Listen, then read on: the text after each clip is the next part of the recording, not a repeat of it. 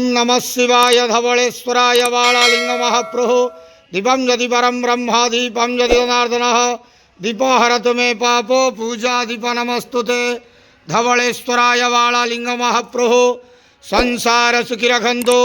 आज शुभ शुक्रवार रे समस्त श्रद्धालु भक्त मान को आशीर्वाद करंतु, मनस्कामना पूर्ण करंतु, कर्म क्षेत्रोन्नति करंतु, ग्रहरिष्ठ खंडन करंतु, जगतर मंगल करंतु, विश्वर कल्याण करंतु, आपणकर नाम विख्यात करंतु, सेवकर डाक श्रवण करंतु, समस्त गुआवसा भक्त मानकर मनस्कामना पूर्ण करंतु।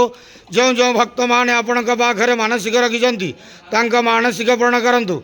बाबा धवलेश्वराय बालालिंगाय नमो नमः। संसार सुखी रखंतु आनंदे गवार हरि बोलो। आज शुभ शुक्रवार रे समस्त श्रद्धालु भक्त मान को आशीर्वाद करंतु आनंदे गवार हरि बोलो। बाबा धवलेश्वराय बालालिंगाय नमो नमः।